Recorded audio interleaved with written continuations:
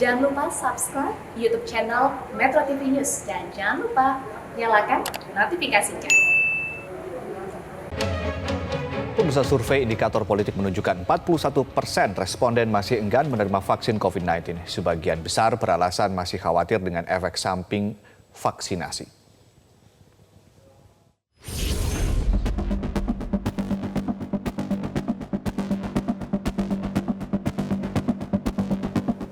Lembaga Survei Indikator Politik Indonesia merilis hasil survei nasional terbaru mengenai tantangan dan problem dalam program vaksinasi COVID-19 di Indonesia.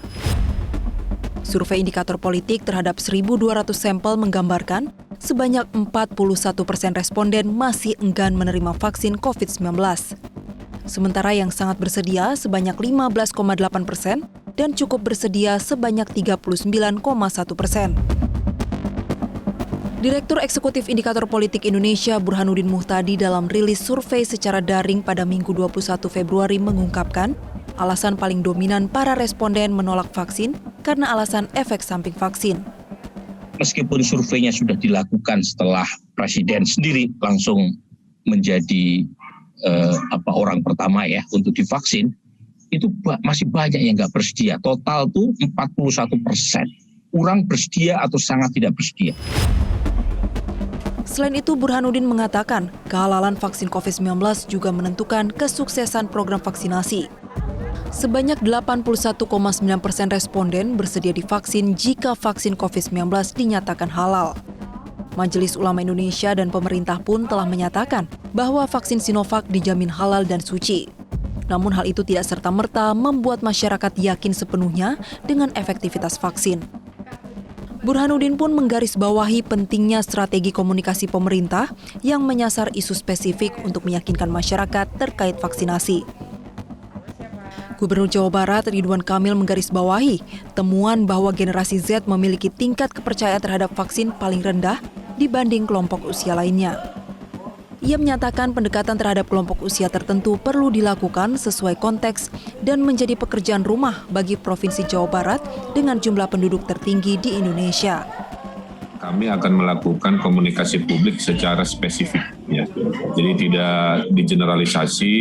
Kalau tadi ambil contoh ya, misalkan usia generasi Z tuh, ya 22-25 itu bukan milenial, itu generasi Z. Itu ternyata tingkat nggak maunya tinggi, ya berarti harus cari cara mengkomunikasikan ke kelompok usia itu dengan sebuah metode.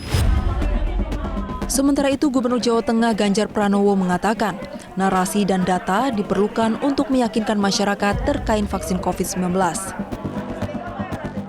Narasi positif, maka sebenarnya kita bisa niru. Nah dari nakes ini, setelah saya gembar-gemborkan, kita ceritakan bahwa, Anda tahu nggak, nakes Jawa Tengah yang sudah divaksin, 7 minggu sebelum terjadinya vaksin, rata-rata tiap minggu mereka tertular. 3 minggu setelah divaksin, angkanya tahu nggak? Menarik sekali. Tiba-tiba sudah di bawah 200. Dan yang menarik, 2 minggu terakhir tidak ada nakes yang meninggal. Ini catatan kami. Cerita itu kemudian ketika kita nasionalkan, bahwa Pak Presiden tadi juga statement, menceritakan apa yang terjadi dari data di Jawa Tengah. Apa yang terjadi? Yang terjadi masyarakat menjadi optimis. Sementara itu, Ketua Pokja Perhimpunan Dokter Paru Indonesia Erlina Burhan mengatakan, hasil survei ini dapat menjadi masukan bagi para dokter dalam mengedukasi warga yang menolak vaksinasi COVID-19. Utamanya kelompok masyarakat yang masih meragukan efektivitas vaksin. Dari Jakarta, Marcelina Tumundo, Metro TV. Lalu benarkah ada unsur politis di balik penolakan vaksin COVID-19 dan bagaimana solusinya? Kita membahasnya bersama Direktur Eksekutif Indikator Politik Indonesia Burhanuddin Muhtadi. Selamat malam, Mas Burhan. Malam, Adi. Ya, Mas Burhan, apa yang melatar belakangi responden yang menjawab enggan untuk divaksin? Memang ada 41% warga yang menyatakan tidak bersedia jika divaksin, kalaupun toh vaksin itu sudah tersedia di depan mata. Artinya ada problem yang tidak semata-mata berkaitan dengan masalah teknis, yaitu penyediaan vaksin itu sendiri maupun infrastruktur yang menentukan sukses tidaknya program vaksinasi. Nah, problem psikologis ini kalau kita tanya, itu berkaitan dengan banyak hal. Jadi mereka yang tidak bersedia, itu 54,2% itu mengatakan karena tidak yakin efektivitas vaksin. Vaksin dianggap punya efek samping. Jadi ini tugas pemerintah, tugas otoritas kesehatan untuk menjelaskan. Ada 27% yang menganggap vaksin tidak efektif. Ada 23,8% yang mengatakan mereka sehat sehingga tidak membutuhkan vaksin COVID-19. Ada yang merasa bahwa vaksin itu membayar dan karenanya mereka tidak bersedia untuk membayar untuk mendapatkan vaksin. Jadi ada banyak alasan yang disebutkan termasuk masalah kehalalan vaksin. Oke, nah kalau dilihat dari data soal apakah ekonomi dirasa mengalami penurunan, jawabannya kan mayoritas merasa demikian. Lalu hasil survei juga menunjukkan mereka kadang-kadang dan sering takut tertular. Apa yang ingin Anda gali dari survei soal vaksin ini, terutama dengan indikator-indikator ini yang kemudian Anda tanyakan? Jadi selama ini kan seolah-olah vaksinasi ini itu berhubungan dengan persoalan teknis. Apakah kita mampu memiliki vaksin COVID sebanyak yang dibutuhkan untuk melakukan vaksinasi terhadap 181,5 juta orang. Seolah-olah masalahnya di seputar isu pengadaan. Padahal kalau kita tanya ke warga, masalahnya bukan semata-mata itu. Ada alasan struktur ekonomi. Jadi kita temukan dengan analisis multivariat, semakin rendah tingkat pendapatan, semakin enggan divaksin. Ada juga masalah agama. Jadi non-muslim itu jauh lebih tinggi tingkat kesediaannya untuk divaksin ketimbang muslim. Artinya masalah kehalalan masih penting. Makanya waktu rilis saya bilang Pak Wapres, Pak Kiai Ma'ruf Amin, kemudian Ketua MUI harus berada di depan sebagai influencer utama vaksinasi. Kemudian juga ada masalah berkaitan dengan psikologis. Kalau orang merasa tidak takut terhadap COVID, cenderung nggak mau divaksin. Jadi ada masalah politik juga. Jadi masalah politik dalam pengertian mereka yang kebetulan memilih Pak Prabowo dengan Mas Sandi 2019 itu cenderung menganggap vaksin kurang efektif dibanding mereka yang memilih Pak Jokowi. Makanya waktu itu saya sarankan orang seperti Pak Prabowo, orang seperti Mas Sandi yang kebetulan sekarang berada di dalam pemerintahan itu juga diajak untuk vaksin bersama, jangan hanya Raffi Ahmad. Baik, Mas Burhan, bila memang karena beda pandangan politik berarti pertarungan akar bawah nggak kelar-kelar dong ya. Sementara elit kan sudah berbagi kursi sejauh ini, apalagi sekarang ada Pak Sandi sudah ada di kementerian, sudah ada di kabinet, apalagi Pak Prabowo juga. Ini kok masih ada resistensi masalah ini? Memang sekarang kita hidup di era polarisasi di mana sikap partisan itu menentukan perilaku orang. Dan ini bukan hanya soal vaksin, tapi juga soal isu kesenjangan ekonomi, isu banjir, semua di-frame secara partisan. Jadi ini sebuah kenyataan politik dan karenanya perlu satu pendekatan untuk menyukseskan vaksinasi dengan berbagai macam pendekatan. Jadi saya terus terang melihat ini sebagai sebuah keniscayaan politik di era polarisasi politik dan karenanya meskipun Pak Prabowo dengan Mas Sandi sudah berada di dalam pemerintahan, tapi mereka yang pernah memilih keduanya itu masih resisten. Nah untuk itu perlu pendekatan, bahkan saya menyarankan ini, Bung Ade, kalau perlu Habib Rizik Syihab juga menjadi influencer vaksinasi. Oh gitu ya? Kemarin ahli yang kita undang, Dr. Erlina Burhan, termasuk para ahli yang lain, itu bilang mereka penyintas COVID pun itu perlu divaksin. Nah, kalau misalnya Habib Rizik Syihab berkenan, karena beliau punya umat yang banyak, sekalian diajak vaksinasi. Kenapa Anda kemudian menyebutkan nama Rizik Syihab? Apakah karena memang dari hasil survei menunjukkan bahwa mereka-mereka yang enggan memang juga followersnya Rizik Syihab atau memang seperti apa? Apakah ini tercermin dalam survei yang Anda lakukan? Atau ini hanya analisis Anda saja? Betul, saya ngomongnya pakai data. Jadi kebetulan mereka yang memilih Pak Prabowo Sandi dan tetap berada di luar sebagai kekuatan oposisi, artinya punya afiliasi atau pandangan yang kurang lebih sama dengan Habib Rizik Syihab, itu cenderung kurang percaya vaksin itu efektif. Mungkin bukan karena vaksinnya itu sendiri, tetapi karena Presiden Jokowi atau pemerintahan Jokowi yang menggulirkannya.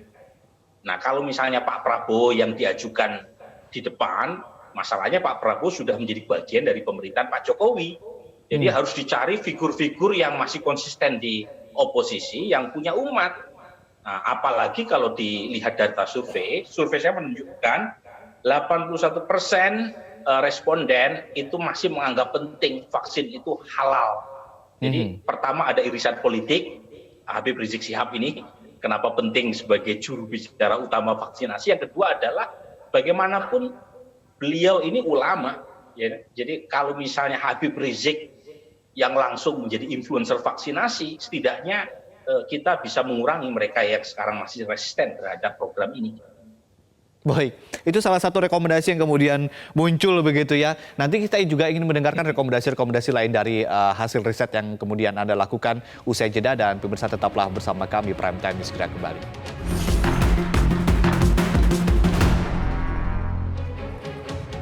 Anda kembali bersama kami di Prime Time News, dan kita kembali melanjutkan perbincangan bersama Mas Burhanuddin Muhtadi.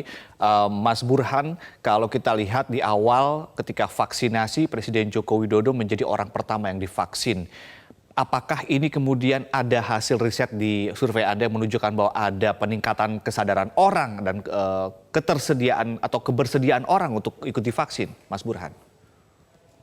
Kebetulan kami punya survei di bulan Desember 2020 sebelum Presiden Jokowi menjadi relawan pertama yang divaksin. Kemudian survei yang saya presentasikan khusus pada Metro TV ini, itu survei yang dilakukan setelah Presiden Jokowi 2 kali divaksin. Terakhir beliau divaksin tanggal 26 Januari. Survei kami dilakukan awal Februari. Nah, kalau kita bandingkan Desember dengan Februari, mereka yang tidak bersedia di bulan Desember 43%. Di bulan Februari setelah Presiden Jokowi 2 kali divaksin, 41%. Itu penurunan mereka yang tidak bersedia tidak signifikan secara statistik. Artinya apa?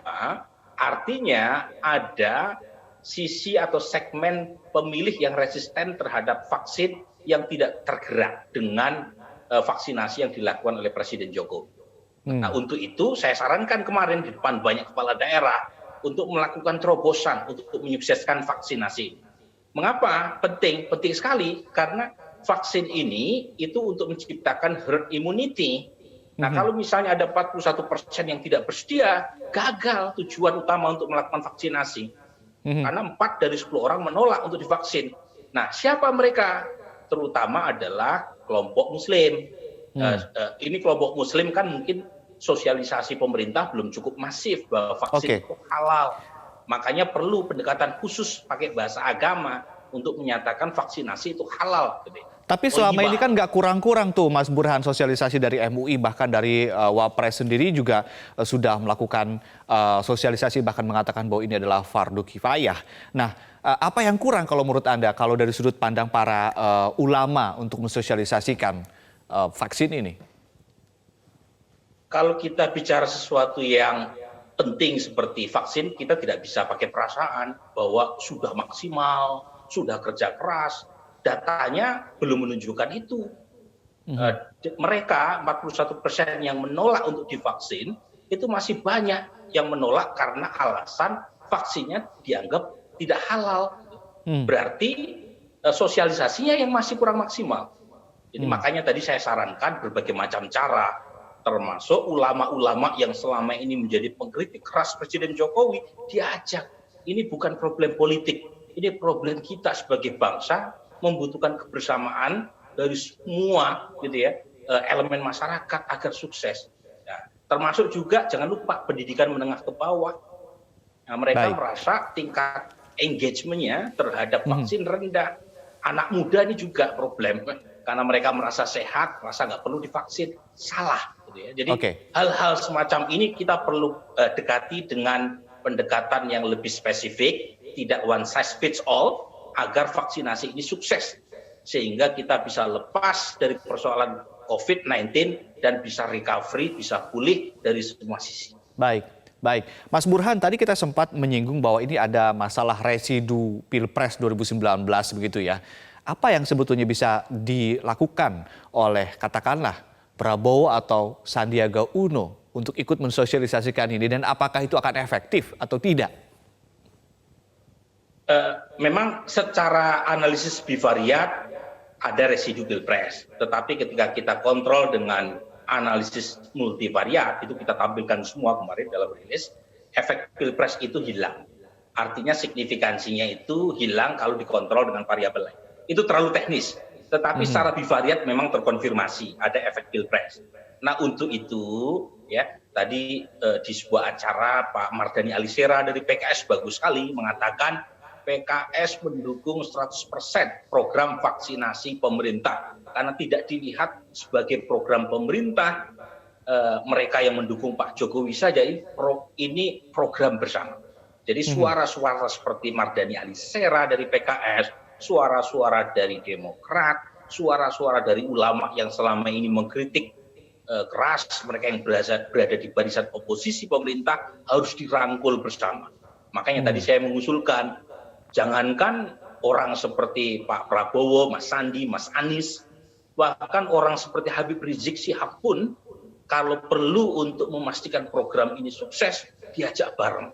Ya ini justru menjadi ujian bersama setelah kita mengalami proses pilpres yang terpolarisasi, COVID harusnya menyatukan kita untuk bersama-sama menyelesaikan persoalan pandemi ini, sehingga kita bukan hanya bisa menyelesaikan pandemi, tetapi juga bisa merajut kembali luka yang sempat terjadi di masa pilpres. Sebuah rekomendasi yang out of the box begitu ya, Mas Burhanuddin Muhtadi. Siapa tahu bisa dilakukan, kita tidak pernah tahu begitu ya. Yang penting kita bisa melawan. Serius gitu ya. Oh ya, kita bisa melawan COVID-19 bersama-sama. Baik, terima kasih Mas Burhanuddin Muhtadi telah sharing bersama kami di Prime Time News.